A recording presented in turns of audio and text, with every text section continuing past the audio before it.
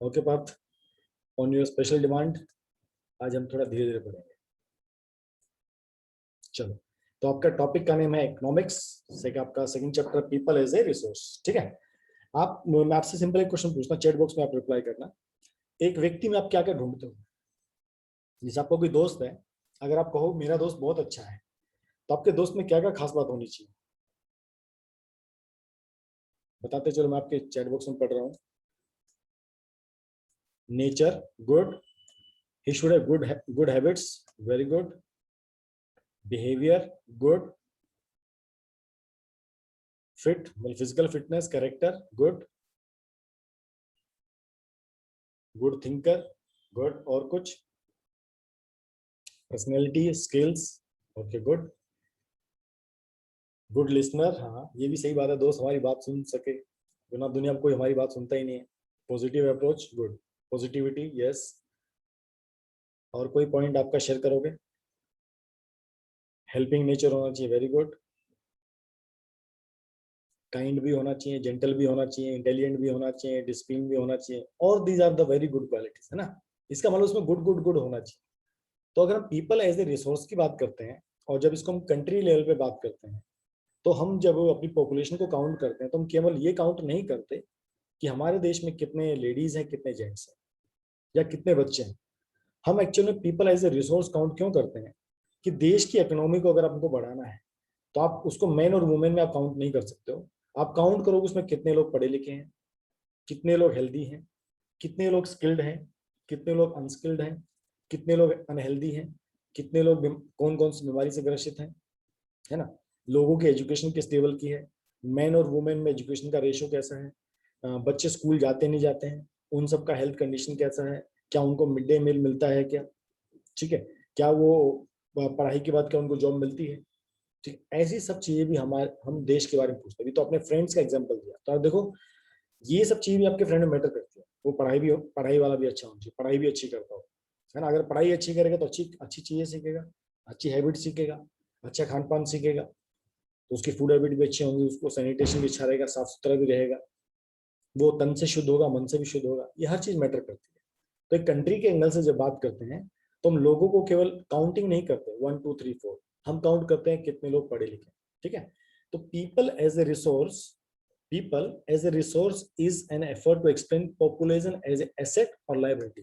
दो चीज होती हैं जब आप इकोनॉमिक्स की बात करते हैं, एक होता है एसेट, दूसरा होता है लाइबिलिटी।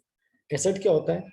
एसेट वो चीज होता है, हमेशा याद रखना, एसेट वो चीज होता है जिसको खरीदने के बाद वो आपको अपने आप पैसा बना के देता है, अपने आप पैसा बना के देता है, आपको कुछ करने की जरूरत नहीं पड़ती, इसको कहते हैं एसेट। जैसे आपने घर खरीद लिया और आपने उसको किराए पे लगा दिया, तो देखो अब आपको उस घर में कुछ करने की जरूरत नहीं है, किराएदार रहेगा, आपको भाड़ा देता रहेगा। इसका मतलब कैसे, वो घर आपके लिए क्या एसेट है, जो आपके लिए पैसा जनरेट कर रहा है। Got it. आपने एक जमीन खरीदी, आज खरीदी है, कल आपने 2 साल बाद उसको बेच दिया, तो आपको कुछ पैसा एक्स्ट्रा मिलेगा। आपने उस जमीन में देखो कुछ नहीं किया, आपने उसको एज इट इज छोड़ दिया, तब भी आपको कुछ ना कुछ तो उसके ऊपर एक्स्ट्रा पैसा मिलेगा। Got it. इसको बोलते हैं एसेट्स। एसेट्स वो हमारी चीज होती है, वो लैंड भी हो सकता है, वो कुछ भी हो सकता है, कि जिसके ऊपर हमको कुछ प्लस होके मिलता है। मतलब जहां भी हमको समझो हमने 100 रुपया रखा और 100 रुपया बन गया 105 रुपया, इसका मतलब वो मेरे लिए एसेट है। लाइबिलिटी क्या होती है? इसका ऑपोजिट।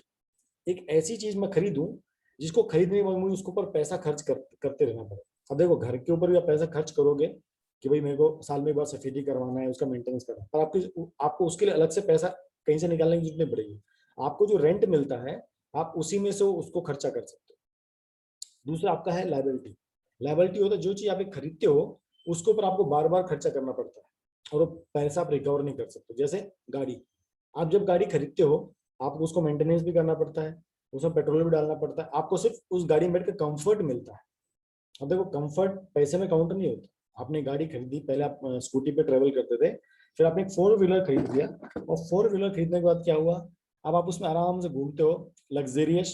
बट क्या हुआ, उसके ऊपर आपको खर्चा डालना ही पड़ता है, उसका आपको मेंटेनेंस करना ही पड़ता है ना।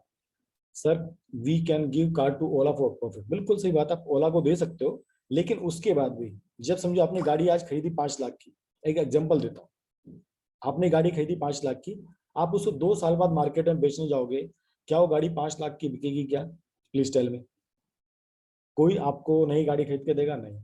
आपने आज मोबाइल खरीदा 8 लाख का, सॉरी 8,000, 10,000, 20,000, आप उसको 6 महीने बाद उसी दुकान पे नया पीस एकदम बेच, आपने उसको लिया, उसका आपने उस चीज को लिया मोबाइल को, और घर में एकदम पैकेट बंद करके रखो, खोलो भी मत, और 6 महीने बाद दुकान पे जाओ, बोलो मेरे को वापस करना है, क्या वो तुमको पूरे पैसे देगा? नहीं देगा।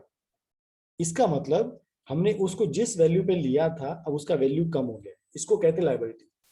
अंडरस्टूड? इसलिए हम कहते हैं कार खरीदना एक लायबिलिटी है। क्यों? समय के साथ उसका प्राइस कम हो जाता है। और आपने घर खरीदा, आपको कभी नहीं लगेगा कि आपने घर खरीदा हो, आपने घर खरीदा हो और वो आपको सस्ते में बेचना पड़ा। आपका घर हमेशा आपको ऊपर 10 पैसा मिलेगा, ऊपर आपको मिलेगा। तो हमें लाइफ में अगर अमीर व्यक्ति बनना है, ठीक है, इकोनॉमिक्स हमको हर चीज पढ़ाती है, अगर हमको लाइफ में अमीर व्यक्ति बनना है तो always buy assets, never buy liabilities, हमेशा याद रखना। Yes yes, got it? मेरा पॉइंट समझ में आया मैंने क्या कहा? एसेट्स और लायबिलिटी का सबको डिफरेंस समझ में आया? जो लॉन्ग टर्म में बड़ा व्यक्ति बनना चाहता पैसे के मामले में, उसको लाइफ में हमेशा एसेट्स खरीदते जाओ, लायबिलिटी खरीदना बंद कर दो। आपने लायबिलिटी खरीदना बंद कर दिया, समझो आपको कार खरीदनी है, ठीक है, अब आप कार को कैलकुलेशन करो, पर कार मत करो, आप किराए पे जाओ, आप टैक्सी बुलाओ, टैक्सी पे पैसा इन्वेस्ट करो। जितना पैसा मेंटेनेंस में खर्च करोगे, जितना पैसा पेट्रोल में खर्च करोगे, वो आप पूरे साल का कैलकुलेट करके देखो, और फिर देखो भाई मेरे को टैक्सी से जाना सस्ता पड़ता है महंगा पड़ता है, आपको आइडिया आ जाएगा। और देखो वो टैक्सी की कॉस्ट समय से कम भी हो रही है, वो भी याद, वो भी उसमें कैलकुलेट कर लेना। भाई मैंने 5 लाख की गाड़ी खरीदी थी, 1 साल बाद इसकी 1 लाख की वैल्यू कम हो जाती है। हाँ, ये रॉबर्ट कोहेंस की कहते हैं, ये मैं उन्हीं की मैंने बुक पढ़ी इसलिए आपको बता रहा था, ठीक है। तो एक बुक बहुत अच्छी बुक है, रिच डैड पुअर डैड, हर व्यक्ति को पढ़नी चाहिए, हर बच्चे को जो इकोनॉमिक्स को समझना चाहता है। Rich dad and poor dad बहुत अच्छी बुक है। मैं भी जब आपकी तरह 11th 12th क्लास में था, मैंने तब भी पढ़ी थी, और मेरे को अभी भी जब भी मौका मिलता है मैं उसको पढ़ लेता हूँ। Got it? यस। तो अब आपको समझ आया what is asset versus liability. अब हमारी देश की जो पॉपुलेशन है वो अभी हमारे लिए कैसी लायबिलिटी है? क्यों? उसके ऊपर हमको बहुत खर्चा करना पड़ता है, उसको मिड डे मील भी खिलाना पड़ता है, उसके लिए हमको स्कूल भी खोलना पड़ता है, उसके लिए हमको बहुत कुछ करना पड़ता है। अभी तक हम देश की पॉपुलेशन को एक लायबिलिटी मानते हैं, तो मतलब पीपल को आप एज ए लायबिलिटी मान के चलते हो। बट अगर आप इसको सही चैनलाइज करो, सही डायरेक्शन में इसको लेके जाओ, तो पीपल आपके एसेट्स बन सकते हैं। हमको इस चैप्टर में वही पढ़ना है कि कोई भी जो पीपल है, कोई भी व्यक्ति है, या कोई लेडी है, जेंट्स है, कोई भी हमारे देश का एक सिटीजन है, वो कब हमारे लिए एसेट बन सकता है और हमारे लिए कब लायबिलिटी बन सकता है, इस चैप्टर से हम सीखेंगे। ओके? तो population become human capital when there is investment made in the form of education, training and medical care। ठीक है? तो अगर आप अपनी देश की कंट्री को, मतलब देश की पॉपुलेशन को आप अपना एसेट बनाना चाहते हो, ह्यूमन कैपिटल बनाना चाहते हो, ह्यूमन कैपिटल, कैपिटल मतलब पैसा होता है, ठीक है, आपके देश के हर आदमी पैसा क्रिएट कर सके, मतलब पैसा बना सके, ठीक है, मतलब पैसा वो जनरेट कर सके, इकोनॉमी में सपोर्ट कर सके, उसके लिए आपको 3 चीज पक्का करनी पड़ेगी।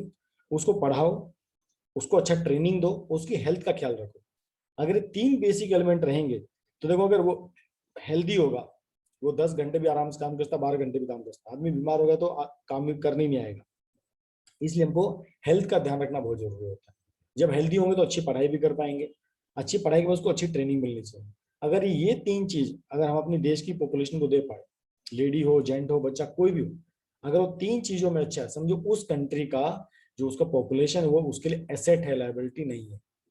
जिस कंट्री के पास लायबिलिटी ज्यादा होता है, देखो उसका इकोनॉमी बहुत डाउन होता है। आप अफ्रीकन कंट्रीज को ले लो, वहाँ की हालत पैथेटिक होती है, एजुकेशन कुछ भी नहीं है, हेल्थ केयर कंडीशन माशाल्लाह है, ठीक है।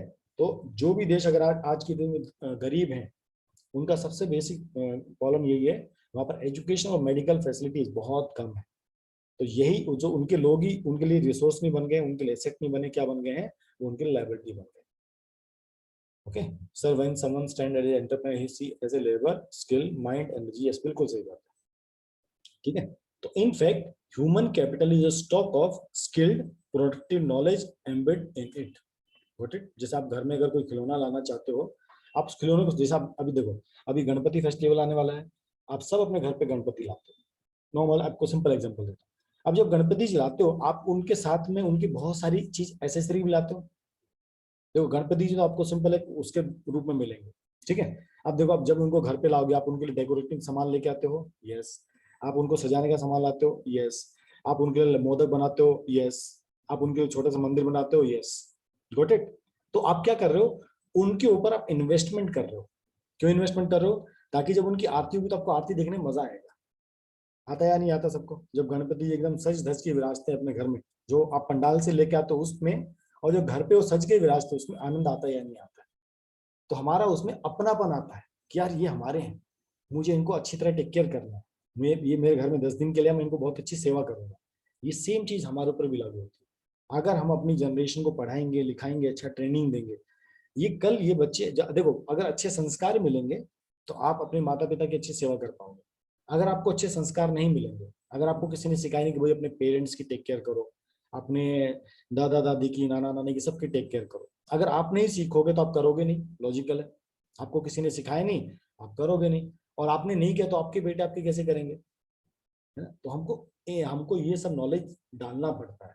ठीक है, इसलिए human capital is the stock of skill and productive knowledge embedded in them. Understood ये बात? आज मैं चैप्टर एकदम धीरे धीरे पढ़ाऊंगा, कल तो मैंने थोड़ा फास्ट लिया था, आज मैं आपको चैप्टर आराम से पढ़ाता हूँ। ऐसा अच्छा लग रहा है चैप्टर पढ़ना? चलो, people as a resource is a way of referring to the country working people in terms of their existing productive skills and ability. Very good. Looking at the population from this productive aspect, emphasis ability to contribute to the GNP. Yes, तो हम अब बात करते हैं gross national product की। ठीक है, हमारे देश की कितनी इनकम है ये हमको इससे पता लगती है। नहीं बालक, मैं क्योंकि मेरे पास वो नहीं है माइक, आज हेडफोन नहीं है, तो मैं आपसे सिर्फ चैट बॉक्स में बात कर सकता हूँ। ठीक है, आपसे सुनते हो, आपको कोई भी डाउट आता है चैट बॉक्स पे लिखो, मैंने चैट बॉक्स खोल कर रखा है, I can see your message. Okay, अब हम बात करते हैं नेशनल प्रोडक्ट की। ठीक है, जिस आपके घर में, सिंपल आपको एग्जांपल, आपके घर में एक आपके पिताजी हैं कमाने वाले, ठीक है, तो अगर 5 लोगों की फैमिली है, आपके 6 लोगों की फैमिली है, आपके पापा हैं, माँ है, आई है, आप भाई बहन हो, आपके दादा दादी, समझो आपकी फैमिली में 6 लोग हैं। एट प्रेजेंट उसमें से केवल पिताजी कमाते हैं, तो इसका मतलब हुआ कि 6 लोगों का सैलरी एक व्यक्ति कमा रहा है। इसका मतलब पर हेड में डिवाइड करूंगा तो सबका रेशो कम हो जाएगा, सबका एवरेज कम हो जाएगा। यस, तो अगर हमको पूरे कंट्री को, अगर अपना पूरा इकोनॉमी दिखाना है, अपना जीडीपी दिखाना है, हमें अपना पूरे कंट्री का इनकम दिखाना है, कैसे दिखाएंगे भाई? कितने सारे लोगों में से कितने लोग कमा रहे हैं। अगर समझो आपकी आई भी साथ में काम करने लग गया तो देश की इनकम बढ़ेगी। यस, आपने भी अपना गुल्लक बनाना स्टार्ट किया, आपने अननेसेसरी खर्चा करना स्टार्ट कम कर दिया, वो भी आप एक तरह से आप इनकम में कंट्रीब्यूट कर रहे हो। आपने फालतू खर्चे करने बंद कर दिए, तो एक तरह से आप उसमें हेल्प कर रहे हो अपने पेरेंट्स को बचाने के लिए। तो अगर हमारी देश की पॉपुलेशन समझदार होगी, इंटेलिजेंट होगी, तो वो देश की इकोनॉमी में बहुत अच्छा कंट्रीब्यूट कर सकती है। खासकर जो पढ़ी लिखी पॉपुलेशन होती है, जो एजुकेटेड होती है, वो देश की इकोनॉमी में बहुत ज्यादा ग्रो करती है। कि जो आप अगले साल जब एक चैप्टर पढ़ोगे इकोनॉमिक्स में, सेक्टर्स ऑफ द इकोनॉमी, वहां पर आप 3 इकोनॉमी पढ़ोगे, प्राइमरी सेक्टर, टर्जरी सेक्टर और सेकेंडरी सेक्टर। तो वहां पर देखोगे प्राइमरी सेक्टर मैक्सिमम जो किसान लोग होते हैं, पहले एजुकेटेड नहीं थे, तो एजुकेटेड फिर भी हो गए। ठीक है, तो जब एजुकेशन आया तो उसने प्राइमरी सेक्टर को भी काफी अच्छा ग्रो किया। प्राइमरी सेक्टर ग्रो हुआ तो सेकेंडरी सेक्टर भी ग्रो हुआ, और सेकेंडरी ग्रो हुआ तो आपका टर्जरी सेक्टर बहुत ग्रोथ, देश की इकोनॉमी बहुत अच्छी सुधर गई है। ये किससे फर्क पड़ा? एजुकेशन से। अब देखो, जो यूरोपियन कंट्रीज है, बाहर के कंट्रीज हैं, उनके वहाँ एजुकेशन लेवल काफी अच्छा रहता है, अगर देखा जाए तो। इस वजह से वहाँ का इकोनॉमिकल बैलेंस काफी अच्छा है। वहाँ पर पेरेंट्स भी काम करते हैं, दोनों पेरेंट्स काम करते हैं। ठीक है, और उनके बच्चे भी जब 14-15 साल के होते हैं, जिस एज में आप लोग पढ़ाई करते हो, उस एज में वो लोग कमाना स्टार्ट कर देते हैं। ठीक है, तो अगर एजुकेशन पढ़ी लिखी होगी, स्किल्ड होगी, तो देश की इकोनॉमी को भी बहुत अच्छा इंप्रूव कर सकती है। Like other resources, population is also human resource. इसलिए हमें ह्यूमन को केवल ह्यूमन नहीं कहा जाता, इसको ह्यूमन रिसोर्स कहा जाता है। ठीक है, अगर इसको पॉजिटिवली देखें तो जो एक्स्ट्रा पॉपुलेशन है, ज्यादा पॉपुलेशन इंडिया की है, अगर आप उसको सही ढंग से, अगर आप उसको फैसिलिटी दोगे, health facilities, education facilities, training facilities, तो यही जो एक्स्ट्रा पॉपुलेशन है, ये हमारे लिए बहुत बड़े एसेट बन सकता है। पर ऐसा होता नहीं, या हो नहीं पाता, या कंडीशंस ऐसी होती हैं, इसलिए मैक्सिमम पॉपुलेशन हमारे लिए एसेट ना बन के हमारे लाइबिलिटीज बन जाती है। इसलिए देखो, देश में संसाधन की बहुत कमी हुई, पॉपुलेशन ज्यादा है, पॉपुलेशन ज्यादा, सही बात है, उतने रिसोर्सेज नहीं है जो हर एक को मिल सके। अब जो भाई अच्छा पढ़ा लिखा है, नौकरी कर रहा है, वो तो आराम से पैसा कमा रहा है, अब जो एजुकेटेड नहीं, वो छोटे मोटे काम करके गुजारा चला रहा है, ठीक है। यस, तो when the existing human source is further developed by becoming more educated and healthy, it is called as human capital formation, क्योंकि ये आदमी कैपिटल फॉर्म करना स्टार्ट करता है, ये पैसा जनरेट करना स्टार्ट करता है, ठीक है। that add to the productive power of the country just like physical capital formation. जिस तरह हम राइस लगाते हैं, राइस को बेचते पैसा आता है, उसी तरह आप लोगों में इन्वेस्ट कीजिए, लोगों को एजुकेट कीजिए, लोगों को ट्रेन कीजिए, और साथ साथ में उनकी सेहत का ध्यान रखिए। समझो आपके घर में एक बाई आती है काम करने के लिए, ठीक है, खाना बनाने के लिए आती है, झाड़ू पोछा करने आती है। अगर वो आपने उसको महीने में पगार पे रखा कि भैया तेरी पगार 4,000 रुपये पर महीना, तो आएगी, कपड़े धोएगी, झाड़ू पोछा करेगी, और तुम खाने पीने का समय तुमको 4,000 देंगे। अब वो 10 दिन नहीं आए कि उसकी तबीयत ज्यादा ठीक नहीं रहती, वो महीने में 10 दिन उसने छुट्टी मार लिया, क्या तुम उसको पूरा सैलरी दोगे या नहीं दोगे? बताइए। क्या आप नहीं, आपकी मदर, आपकी आई क्या उसको पूरा सैलरी देगी? हाँ ठीक है, तेरे 10 दिन की छुट्टी थी, तेरी तबीयत खराब थी, तेरे को मैं हम गुड़ हैं कि भाई तेरी तबीयत खराब थी, ठीक है, हम तेरे प्रति हम सहानुभूति तो प्रकट करते हैं, पर क्या आपकी आई उसको फुल सैलरी देगी क्या?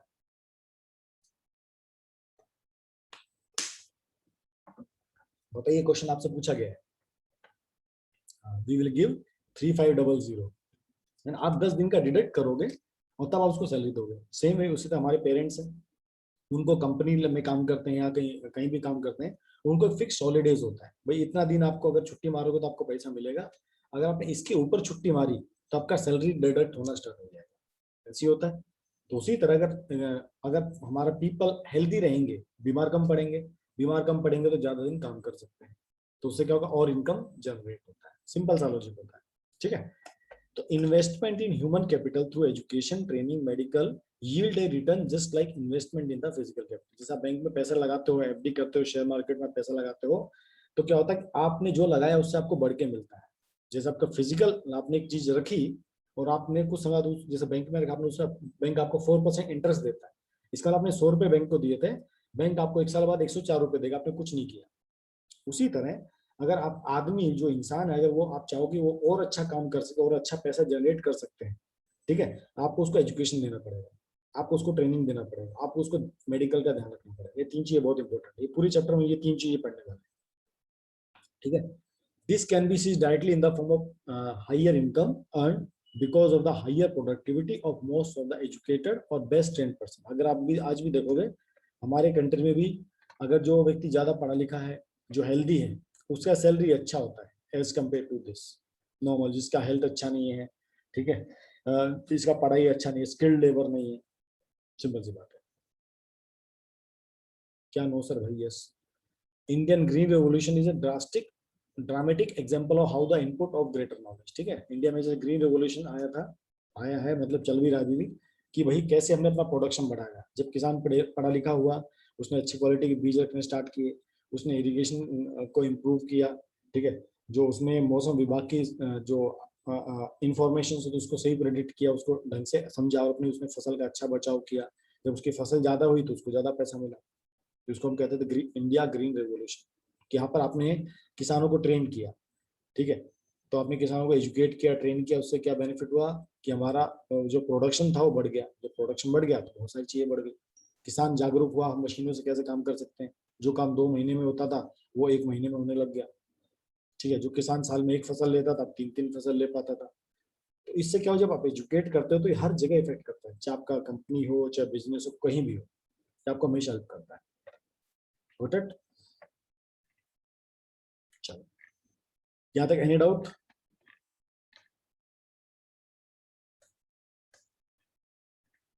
चलो गुड। ओके, प्लीज रिप्लाई कर दियो फटाफट। अगर एकदम क्लियर है तो आप प्लीज रिप्लाई करो फटाफट। प्रेस 1।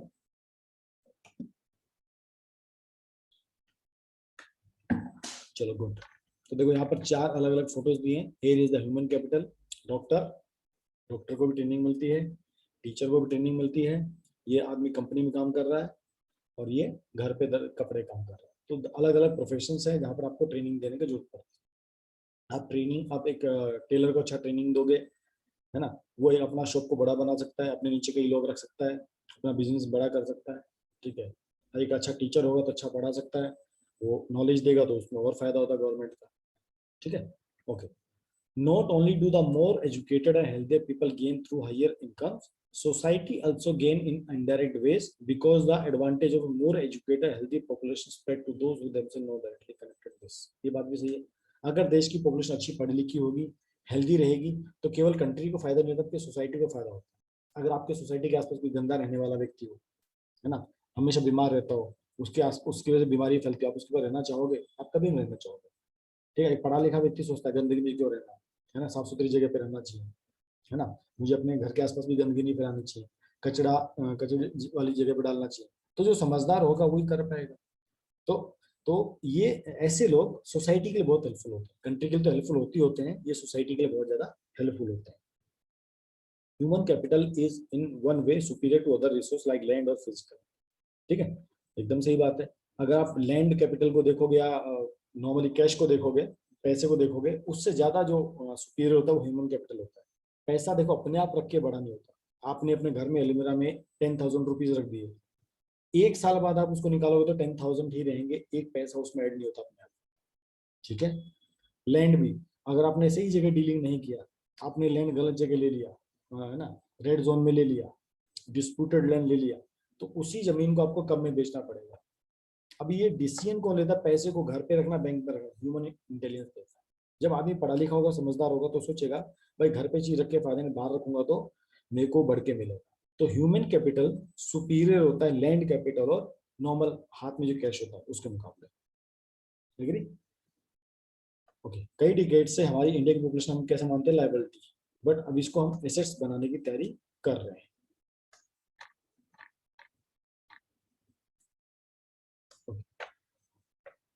तो जो पॉपुलेशन होती है उसको हम प्रोडक्टिव एसेट में टर्न कर सकते हैं। कैसे? ह्यूमन कैपिटल में जैसे उसको एजुकेट कर सकते हैं, उसके हेल्थ का ध्यान रख सकते हैं, उसको ट्रेनिंग दे सकते हैं, अलग अलग इंडस्ट्रियल कोर्सेज दे सकते हैं, एग्रीकल्चर के बारे में उसको सिखाते हैं, एग्रीकल्चर कैसे नई चीजों से की जा सकती है उसको सब समझाया जा सकता है। अब नीचे स्टोरी है, स्टोरी ऑफ शकाल एंड स्टोरी ऑफ विलास। दो लोग हैं, ठीक है, दो फ्रेंड है, विलास और शकाल एक जगह पे रहते हैं। अब जो शकाल है वो 12 साल का बच्चा है, उसकी माँ शीला घर के सारे काम देखती है, उसके जो पिताजी हैं बूटा चौधरी वो खेती बाड़ी का काम देखते हैं। शकल कभी कभी अपनी माँ की हेल्प करता है, जो वो घर के कामकाज होते हैं। वो अपने छोटे भाई जीतू का भी ध्यान रखता है और अपनी सिस्टर सीतू का भी ध्यान रखता है। ठीक है, उसके जो अंकल हैं श्याम, उन्होंने 10th क्लास पास कर लिया है, बट आजकल खाली बैठे घर पे कोई काम नहीं कर रहे। अब बूटा और शीला ने क्या डिसाइड किया, भाई वो शकल को पढ़ाना चाहते हैं। ठीक है, इसलिए उन्होंने उसको जबरदस्ती पहले स्कूल भेजा। पहले स्कूल जाना नहीं चाहता, फिर वो स्कूल जाने लग गया। जैसे ही उस जाने लगा उसको पढ़ाई में मजा आने लग गया। जो पढ़ाई करता गया, जो पढ़ाई करता गया उसको पढ़ाई में मजा आता गया। इस तरह उसके पिता ने उसकी पढ़ाई पे आगे भी कंटिन्यू किया, उसको एक वोकेशनल कोर्स कराया कंप्यूटर का। ठीक है, उसके बाद उसकी 10th 12th हो गई, उसकी पढ़ाई में इंटरेस्ट बढ़ता गया, उसने फिर और मजबूती से पढ़ाई करना स्टार्ट किया। उसने अपना कोर्स कंप्लीट किया कंप्यूटर कोर्स वाला, इसकी वजह से उसको जॉब मिल गई और वो नए नए सॉफ्टवेयर बनाता है और उसको हर महीने सैलरी मिलती है। उसने अच्छा काम किया, उसके बॉस ने उसको प्रमोशन दे दिया। ये किसकी कहानी है? एक बच्चा जो पढ़ाई लिखाई करता है। अथर्व ने कहा sir no, according to an report rupees is decreasing every year by 5%, which mean if I keep 1 rupees next year it will be this. हाँ वो बात सही है, उसको बोलते हैं डिप्रिसिएशन ऑफ द मनी। मैं आपको नॉर्मल एग्जांपल दे रहा हूँ कि घर पे रखा रखा पैसा अपने आप नहीं बढ़ता, घट पक्का सकता है लेकिन बढ़ता नहीं। ठीक है, घट घट रहा है लेकिन बढ़ता नहीं। और वही चीज अगर बैंक में रखेंगे या उसको कहीं इन्वेस्ट करेंगे स्टॉक मार्केट में, लैंड में, तो वो जो इंटेलिजेंस कौन देता है? वो ह्यूमन देता है। ठीक है, ओके। तो इस स्टोरी में क्या है विलास की? ठीक, इस स्टोरी में कैसा विलास की? विलास क्या है, विलास के पेरेंट्स उसको पढ़ाना चाहते थे। ठीक है, ओके ओके, कब टू बैक, अब टॉपिक खत्म हो गया, आगे बढ़ रहे हैं। ठीक है, विलास की खासियत क्या है? उसको पेरेंट्स को पढ़ाना चाहते थे। उसने अपनी स्कूल की पढ़ाई स्टार्ट की। ठीक है, उसने अपना कोर्स खत्म किया, कंप्यूटर कोर्स भी किया, उसको जॉब लग गई है और अब वो अच्छा अर्निंग कर रहा है। ये एक बच्चे की स्टोरी है। दूसरे बच्चे की स्टोरी अभी यहाँ पर पढ़ेंगे हम।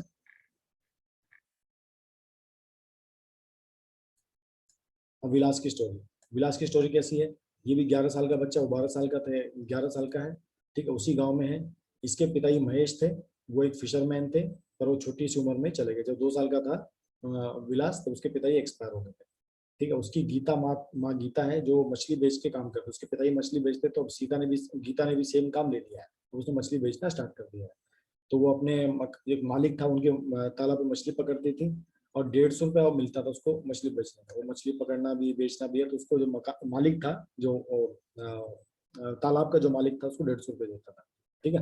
विलास को क्या हुआ, अर्थराइटिस हो गया, ठीक है। अब उसके माँ के पास इतना पैसा नहीं कि उसका ट्रीटमेंट करा सके, और अपने अर्थराइटिस की वजह से, अर्थराइटिस का उसमें पैर और बोन्स का बीमारी हो था, वो स्कूल भी नहीं जा पाता, और जब स्कूल जाना ही स्टार्ट नहीं, उसका पढ़ाई से इंटरेस्ट वैसे ही खत्म हो गया, ठीक है। वो कभी कभी माँ की हेल्प करता है, कभी अपने छोटे भाई मोहन को देख लेता है, ठीक है।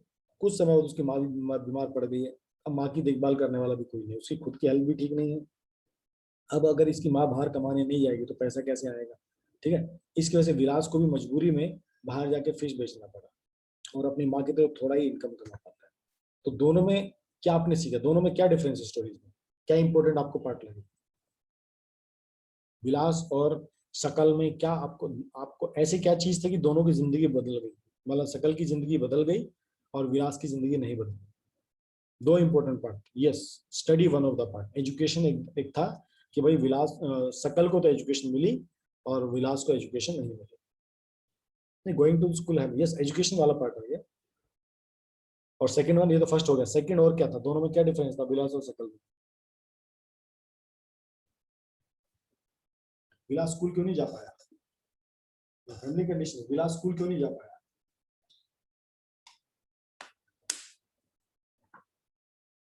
विलास स्कूल क्यों नहीं जा पाया, बताओ। Yes, because of arthritis. अगर आपका स्पेलिंग करेक्ट करो, अथराइटिस का स्पेलिंग यहाँ पर है, देखो, ये अथराइटिस बीमारी होती है बोन्स की, because of his health condition he can not go to the school. तो जब स्कूल नहीं जा पाया तो पढ़ाई वैसे भी नहीं कर पाएगा। तो दो, हमने दो फैक्टर, दो लोग हैं, एक की हेल्थ, एक की एजुकेशन भी अच्छी हुई, क्यों, उसकी हेल्थ कंडीशन अच्छी थी।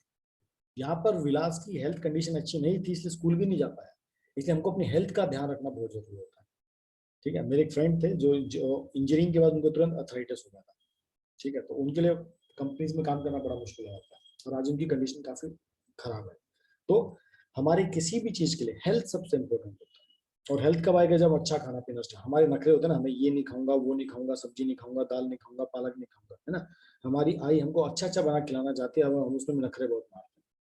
तो अगर आप अच्छा, आपको अगर आपको अपना हेल्थ अच्छा रखना है, आपको हर चीज खानी चाहिए, वेजिटेरियन, नॉन वेजिटेरियन वाला, वेजिटेरियन का, वेजिटेरियन फूड बहुत अच्छा होता है। अगर आपको लंबे समय तक जीना है, अगर आपको लंबे तक समय तक अपनी हेल्थ अच्छी रखनी है, आप लंबे समय तक जीना चाहते हो, देखो एज तो सबका फिक्स है कि 60 साल में जाओगे, 70 साल में, 80 साल में जाओगे, बट बीमारी कम ज्यादा आएगी नहीं आएगी वो हमारे ऊपर डिपेंड करता है।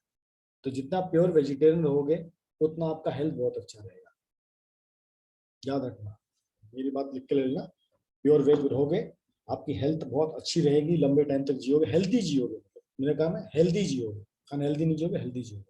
मैं कल परसों एक जगह गया, बीपी अपना ब्लड प्रेशर चेक कराने, तो मैंने उसको कहा मेरा ब्लड प्रेशर बढ़ा हुआ है, ठीक है। उसने मेरे को पता क्या बोला कि नॉनवेज खाना बंद कम कर दो और अल्कोहल पीना बंद कर दो, जबकि मैं दोनों पीता नहीं हूँ। तो मैं यहाँ से क्या समझा कि भाई जो व्यक्ति नॉनवेज खाता है, अल्कोहल पीता है, इसका मतलब उसका ब्लड प्रेशर बढ़ेगा ही बढ़ेगा, और फिर भी देखो लोग खाते पीते हैं। ये समझने वाली बात है। डॉक्टर एडवाइस कर रहा है यार ये बंद कर दो क्योंकि तुम्हारा ब्लड प्रेशर बढ़ा हुआ है, तो मैं तो खाता पीते नहीं हूँ, बता फिर कोई और रीजन रहेगा। तो इसका वाला सिंपल रीजन ये है कि अगर हम नॉनवेज की तरफ जाएंगे तो हमारी हेल्थ को डिटोरेट करता है, एग्री। तो इन दोनों स्टोरीज में, दोनों में क्या क्या फर्क है कि भाई एक व्यक्ति ने पढ़ाई की, विलास ने पढ़ाई लिखाई की, एकदम बढ़िया, देखो चश्मे बेच रहा है, जैसे बड़ा हुआ दोनों बड़े हो गए दोनों, एकदम चश्मा लगा के रफ एंड टफ जींस पहनी है, जैकेट पहनी है, दूसरा भी मछली बेच रहा है।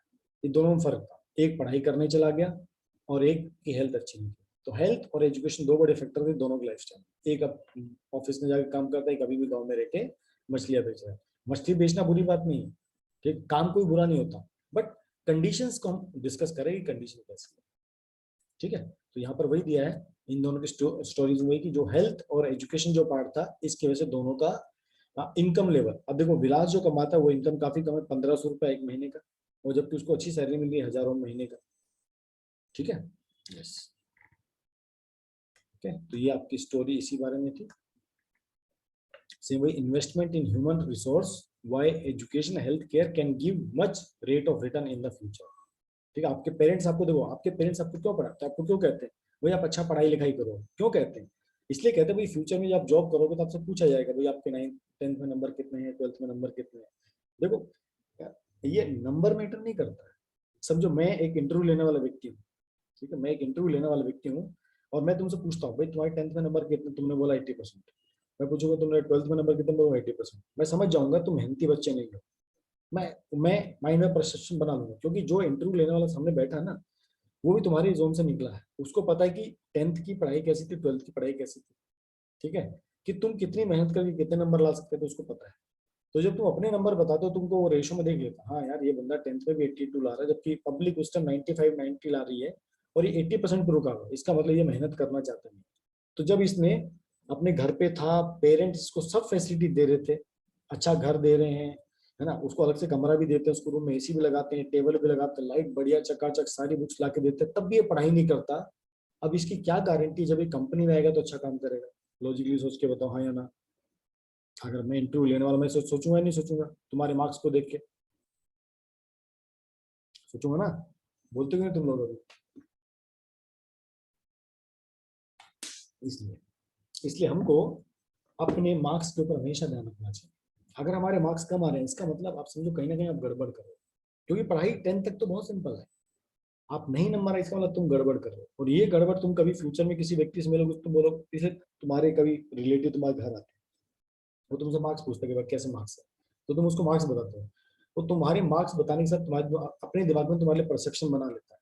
तुमने कहा मेरे 40% मार्क्स आते हैं, तो तुम्हारी दिमाग उसके दिमाग में तुम्हारी परसेप्शन बन जाएगी, ये नालायक है, ये पढ़ता लिखता बिल्कुल नहीं है, ये अपने पेरेंट्स का कहना भी नहीं मानता होगा, ये सब खेल कूद में लगा रहता है। तुम्हारे 40% सुन के उसके दिमाग में ये आएगा, तो तुमको क्या बोलेगा, बेटा पढ़ाई पढ़ाई कर लिया करो तुम तो। मैं आपको बताता रहा हूँ, ये बेंचमार्क है आज की डेट में। ठीक, आप कितने अच्छे संस्कारी हो, गुणी हो, कुछ भी हो, और आपको पढ़ाई में अच्छा होना जरूरी है। और देखो हर बच्चा स्कोर कर सकता है। ठीक है, अगर तुम चाहोगे तुम स्कोर नहीं कर, स्कोर आप भी कर सकते हो, बट हम करना नहीं चाहते, समस्या ये है। पेरेंट्स तो हमको सब फैसिलिटी दे देते हैं, बट हम क्या करते हैं, हम करना नहीं चाहते। ये याद रखना, ठीक है? तो इसलिए हम कहते हैं कि जो इन्वेस्टमेंट इन ह्यूमन कैपिटल है, ये बहुत अच्छा होता है, ये फ्यूचर में रिटर्न देता है, ये फ्यूचर में आपको रिटर्न देता है। ठीक है, ए चाइल्ड टू, देखो मैंने वही सेम बात कही है, मैं वही चीज पढ़ रहा हूँ जो बुक में दिया है, मैं कुछ अलग से नहीं बता रहा आपको। A child to with investment made on her education and health, जो बच्चा अपनी पढ़ाई के ऊपर इन्वेस्टमेंट करता है, अपने टाइम को, यहाँ पर हमारे पास आपके पास इंपॉर्टेंट का टाइम, अगर आप अपने टाइम को अपनी एजुकेशन को अच्छा करने में और अपनी हेल्थ को मेंटेन करने में लगो, सुबह जल्दी उठो, वॉकिंग करके आओ, रनिंग भी करो, पढ़ाई भी करो, अगर अपनी हेल्थ और एजुकेशन आप दोनों का हेल्थ रखोगे, तो you will give very high returns in the future, in the form of high salary package and greater contribution to the society. Education educated parent found to invest more heavily on that, जैसे अगर आपके parents जिन्होंने बड़ी मुश्किल से पढ़ाई की है, जैसे काफी पेरेंट्स मेरे को मिलते हैं, मेरे से बातचीत होती है, उनका जो पढ़ाई का स्ट्रगल है, आज भी एक पेरेंट मेरे को मिले थे, तो बताया था भाई रात को नाइट स्कूल में पढ़ा करते थे। ठीक है, 2-2 3-3 किलोमीटर दूर जाना पड़ता था पढ़ाई करने के लिए। आज तो वैसा भी नहीं, और पैदल जाते थे, ऐसा नहीं कि साइकिल, उस टाइम भी साइकिल बड़ी बात होती थी, एक परिवार में साइकिल हो बहुत बड़ी बात होती थी। तो उन्होंने उस कंडीशन में पढ़ाई की है, और वो तब आज अपने आप को अच्छे लेवल पे सेट करता है। और आज की जनरेशन कैसे, इसको पढ़ने लिखने का पूरा फैसिलिटी मिलता है, ये पढ़ाई छोड़ के सब काम करता है, ये समझना बहुत जरूरी है। तो अगर बच्चे के पास टाइम है, ये टाइम को आप जैसे इन्वेस्ट करोगे अपने ऊपर, एजुकेशन में, अपनी हेल्थ कंडीशन को मेंटेन करने में, आप फ्यूचर में कंट्री के लिए बहुत अच्छा कंट्रीब्यूट कर सकते हो। स्टूडेंट से ही हमारा फ्यूचर बनता है। This is because they realise the importance of education for themself. तो बच्चा समझ जाता है उसके लिए पढ़ाई की इंपॉर्टेंस क्या है। इसलिए आप देखो आपके स्कूल में भी जब आपके एग्जाम वगैरह होते हैं, आपका जो 40-45 बच्चों का जो बैच होता है आपके स्कूल में, देखो सबके मार्क्स बराबर नहीं आते। देखो सेम टीचर उसको पढ़ाता है, ये लॉजिकली सोचो, सेम टीचर ने उसको सेम चीज पढ़ाई, कमी कहाँ पर आती है, बच्चा घर पे नहीं पढ़ता है। जो बच्चा घर पे पढ़ाई स्टार्ट कर देता है, पढ़ना स्टार्ट करता है, उसको कभी भी दिक्कत नहीं आता, कभी भी समस्या नहीं आता, पर वो पढ़ता नहीं, इसलिए सबके मार्क्स में डिफरेंस नजर आता है। और यही उनको बाद में जब ये जॉब करेंगे, नौकरी करेंगे, उनको सैलरी में दिखाई, कि हर व्यक्ति पढ़ाई करता है कमाने के लिए। अगर आप अच्छी नहीं पढ़ोगे, आपको कमाना, एक नौकरी करने की बात करो, बिजनेस की बात नहीं कर रहा, मैं नौकरी की बात कर रहा हूँ। ठीक है, इसलिए एजुकेशन अच्छा होना बहुत जरूरी है। Okay, yes, country like Japan have invested in human resource, they don't have any natural resource। Japan छोटा सा कंट्री लेकिन बहुत ज्यादा ग्रोइंग है। these country are developed और rich। इन्होंने क्या किया, जापान ने अपने लोगों पर इन्वेस्ट किया, उनको कल्चर दिया है, उनको संस्कार दिए, उनको काम करना सिखाया, उनको स्किल्स दिए, उनको एजुकेट किया। ठीक है, आज भी जापान का कल्चर बहुत फेमस है। ठीक है, तो ये अपने आप को तभी डेवलप्ड कंट्री कहते हैं, क्योंकि उन्होंने अपने लोगों पर इन्वेस्ट किया। तो जो भी कंट्री अपने पीपल के ऊपर इन्वेस्ट नहीं करती है वहां पर समस्या आती है, आज नहीं कल तो उनके कंट्री में समस्या आएगी ही आएगी। ठीक है, तो these people have made efficient use of other resources like land and capital, efficiency of this technology evolve people by this countries. तो जब इन्होंने लोगों को एजुकेट किया तो इन लोगों ने क्या किया, जो टेक्नोलॉजी है, जो लैंड है, जो कैपिटल, उसको अच्छा यूटिलाइज किया। जैसे आपके पेरेंट्स आपको 100 रुपया दें कि वो ठीक है जाओ मार्केट से कुछ अच्छी चीज लेके आओ, अब आपके हाथ में है वो 100 रुपया, आप उससे एसेट भी खरीद सकते हो, आप उससे लायबिलिटी भी खरीद सकते हो, अब ये आपके ऊपर होता है। तो सेम वे अगर आप पढ़े लिखे तो आपको एसेट का मीनिंग कल नहीं पता था, तो कल अगर आपको पापा ने 100 रुपये दिए तो आप क्या करते, खा पी कैश करके आ जाते, नॉर्मली से भी करते। लेकिन अच्छा एक समझदार बच्चा क्या करेगा, उससे कुछ एक उससे गुल्लक खरीदेगा और गुल्लक को घर पे लाएगा और उसमें जो बचे पैसे गुल्लक में डाल देगा, और पेरेंट्स को क्या बोलेगा, अब देखो मैं गुल्लक लाया तो मेरे को डेली एक कदम इसमें डालता रहूंगा। इसको कहते हैं एसेट। क्योंकि आपने क्या किया, वो गुल्लक रख दिया, क्योंकि आप तो कमा नहीं रहे हो ना, पर आपके पेरेंट्स तो कमाते हैं। अब वो इधर उधर जब भी मार्केट में आएंगे उनकी जेब में कुछ चिल्लर पक्का बच जाता है। अभी मतलब मेरा भी एक आदत कैसा है, मैंने घर पे एक प्लास्टिक का डब्बा लिया और जब भी मैं घर आता हूँ मैं देता मेरे बैग में कुछ चिल्लर पड़े होते हैं, 1 रुपया 2 रुपया 5 रुपया, उस डब्बे में डाल देता हूँ। आप देखो ये धीरे धीरे बढ़ जाता है, ये धीरे धीरे इसमें आप जब एक एक बूंद करके डालोगे बढ़ता जाता है। तो ये भी आपकी इन्वेस्टमेंट है। तो इन चीजों को समझना, मतलब अब ये कब आया था, जब हमको कोई बताता है, कोई हमको समझाता और हम समझ जाते हैं। बताने एक अलग बात होती है पर समझना भी एक अलग बात होता है, उसको समझना बहुत जरूरी होता है। बूंद बूंद से सागर होता है, एकदम सही बात है। ये सब बच्चों को गुल्लक पक्का बनाना चाहिए। ठीक है, गुल्लक आपको बहुत हेल्प करेगी फ्यूचर में। ओके, और आगे पढ़ना है, थोड़ा टॉपिक और आगे लेके चले, आज के लिए इतना काफी है।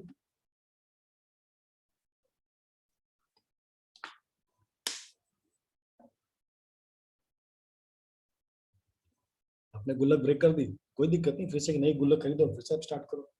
ओके, आप और पढ़ना चाहते, ठीक है, हम 15-20 मिनट और पढ़ेंगे, ठीक है, टॉपिक को। चलो good। चलो, तो economical activity by man and women, like, अच्छा इस संडे आप लोगों का कौन सा टेस्ट रखा है मैंने, इस संडे मैंने आपको कौन सा टेस्ट रखा है, मैथ्स का है ना, यस।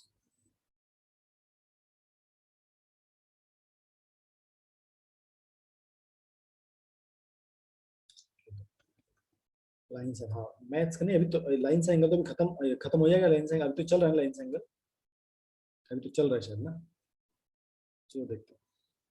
क्योंकि मैं चाहता हूँ भी आपको एग्जाम्स के लिए थोड़ा प्रिपरेशन के लिए टाइम दूँ, या कल अगर हमारा कल मेरा क्लास सैटरडे रहेगा ना, तो ये तो ये टॉपिक हम खत्म कर लेंगे, या फिर हम थोड़ा साइंस का रिवीजन पार्ट स्टार्ट करेंगे, क्योंकि साइंस में क्या होता है, जो न्यूमेरिकल्स हैं, ऑब्जेक्टिव टाइप क्वेश्चंस हैं, स्मॉल आंसर क्वेश्चन है, उसकी प्रैक्टिस करनी बहुत जरूरी है, तो मैं आपकी वो प्रैक्टिस भी लेना स्टार्ट करूंगा। ठीक है, चलो टॉपिक आगे चलते हैं, कल तो मैथ का क्लास है। हाँ ठीक है, मैं डिस्कस करूंगा कौन सा टेस्ट रखना है, जैसे अपना matter matter around us is pure, इसका भी टेस्ट नहीं हुआ ना, उसका टेस्ट ले सकते हैं, देखता हूँ मैं, ठीक है, तो आपको मैं बताता हूँ। चलो, like Vilas and Sakal, people who has engaged in various activity, we saw that Vilas sold fish and Sakal got a job in the firm. तो various activity has been classified into 3 sectors, ठीक है, हम तो 3 sector की बात करें, primary sector, tertiary sector and secondary sector.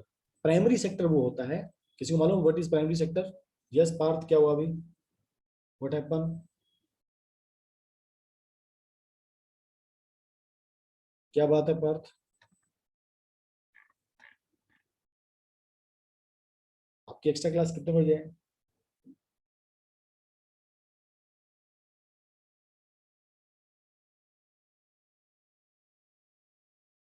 कब है आपकी एक्स्ट्रा क्लास? 4:50 ना, कोई दिक्कत नहीं, आप जाओ, बचा पोर्शन आप रिकॉर्डिंग देख लेना, ठीक है, अभी हम 15 मिनट और पढ़ाई करेंगे बस। ठीक है, तो 3 तरह के सेक्टर होते हैं, प्राइमरी, सेकेंडरी और टर्सरी। तो प्राइमरी क्या होता है, किसको मालूम है what is primary sector? Making of good is primary, no, making of goods primary नहीं होता। जो बिजनेस या जो इनकम हमको नेचर से आती है, नेचुरल रिसोर्सेज से आती है, उसको कहते हैं प्राइमरी सेक्शन। जैसे आपका एग्रीकल्चर, आपका एनिमल हस्बेंड्री, आपका पशुपालन विभाग, मिल्क, फिशिंग, ये सब कुछ जो नेचर से आता है, आप मछली खुद पैदा नहीं करते, है ना, ये आपके हाथ में नहीं। आप मछली को कोई प्रोड्यूस नहीं कर सकते हो। आप उसको तालाब में बोते हो, है ना, छोटी छोटी मछली बीज डालते हो, आप उनको जमीन में डालते हो, इतना बड़ी आती है। तो जो चीजें डायरेक्ट नेचर से मिलती है हमको, वो प्राइमरी सेक्टर के अंडर में आती है। ठीक है, तो primary sector include agriculture, forestry, animal husbandry मतलब पशुपालन, fishing, poultry, poultry farming, mining. ठीक है, जो आप मिनरल्स निकालते हो जमीन से, लोहा कोयला जो भी रहता है, ठीक है, ये सब आपके किस में आते हैं, प्राइमरी सेक्टर के अंदर में आते हैं। 10th क्लास में आप इसको टॉपिक ऑफ डिटेल में पढ़ोगे। ठीक है, तो जो भी देश को इनकम प्राइमरी सेक्टर से होती है उसको बोलते हैं प्राइमरी इनकम। दूसरा होता है आपका सेकेंडरी सेक्टर। सेकेंडरी सेक्टर में आता है मैन्युफैक्चरिंग, कि जो भी चीज प्राइमरी है, जो भी चीज प्राइमरी, जैसे दूध है, सिंपल एग्जांपल, दूध प्राइमरी सेक्टर के अंदर आएगा। और दूध से क्या क्या बनता है, पनीर बनेगा, दही बनेगा, खोआ बनेगा, मिठाई बनेगी, ये किस में आ गया, ये सेकेंडरी सेक्टर में आ गया। तो जहां भी कुछ भी मैन्युफैक्चर होता है, गेहूं हमने पैदा किया, ठीक है, गेहूं किस में आएगा, प्राइमरी में आएगा। पर उसको मैंने पीस के आटा बनाया, पैकेट में बेच दिया, सेकेंडरी में आ गया, क्योंकि गेहूं किस में कन्वर्ट हो गया, आटे में कन्वर्ट हो गया, इसको बोलते हैं सेकेंडरी। Got it. तो जहां भी कुछ भी मैन्युफैक्चरिंग होता है उसको कहते हैं सेकेंडरी सेक्टर। और थर्ड होता है टर्जरी। टर्जरी मतलब प्राइमरी सेक्टर और सेकेंडरी सेक्टर को जो भी हम हेल्प कर सकते हैं, किस किस में हेल्प करना है, ट्रेड में, ट्रांसपोर्ट में, कम्युनिकेशन में, banking, education, health, tourism, services, insurance.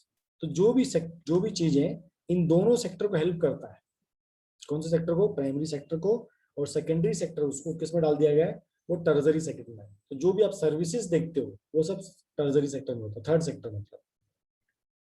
ठीक है, the activity in the sector result in the production of goods and services.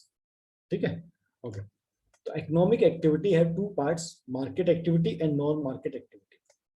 Market activity क्या होती है, it is involve remuneration of anyone who perform, like हमने आटा बना के बेच दिया, आपको डायरेक्ट प्रॉफिट मिल गया, ठीक है, लेकिन कुरियर वाला कुरियर लेके आया, ये नॉन मार्केट एक्टिविटी है ना। यहाँ दो एक्टिविटी होती है।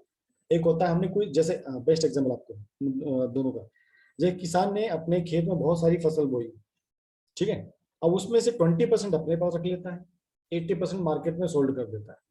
ठीक है, उसने जो फसल बोई, 100 उसका क्विंटल उसका प्रोडक्शन रहा, उसने क्या किया, 20 क्विंटल अपने पास रख लिया कि भाई मैं भी साल भर यूज करूंगा, कि भाई मार्केट से मैंने सब मार्केट में बेच दिया और मार्केट से मैं खरीद के महंगे में खाऊंगा। ऐसा किसान करता है क्या, कभी नहीं करता। एग्री। तो जो चीज मार्केट में बेची जाती है उसको कहते हैं मार्केट एक्टिविटी। और नॉन मार्केट मतलब जो हम खुद के कंजम्पशन के लिए यूज करते हैं। ठीक है, जो हम चीज बनाते हैं, जैसे किसान ने अपने गेहूं बोया और उसको खुद के कंजम्पशन उसने 20% रख लिया, तो उसने कहीं बेचा नहीं, ये होगा नॉन मार्केट एक्टिविटी। जब जीडीपी कैलकुलेट करते हो तो आप दोनों चीज पकड़ के चलते हो, इसने खुद के कंजम्पशन के लिए कितना रखा है। आगे चलते हैं। यस, उसके खुद के कंजम्पशन के लिए ये सब चीजें, वो होता है नॉन मार्केट एक्टिविटी। अब आपके लिए एक्टिविटी है, आप अपने पास के गांव में जाइए, कॉलोनी में जाइए, तो उसमें आपको क्या करना है, वेरियस एक्टिविटी नोट डाउन करने की।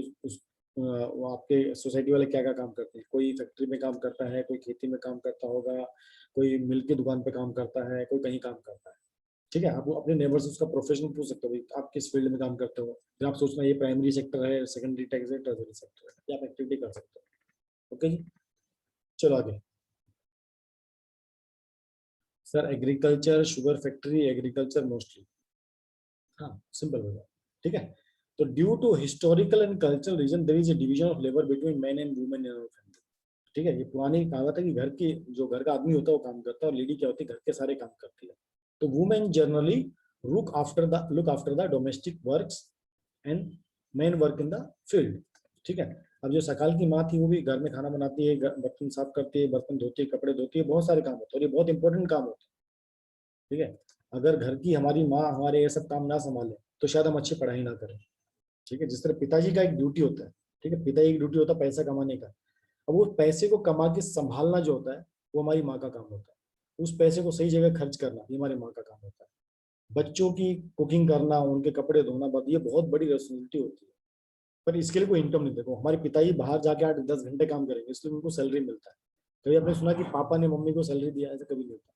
हाँ, पापा पूरी सैलरी उठा के माँ को दे देते, बोलते अब तू इसको यूज कर। पापा ने कमाया, माँ को दे देते हैं, अब तेरा काम इसको यूज करने का। ठीक है, तो ऐसे ही होता है।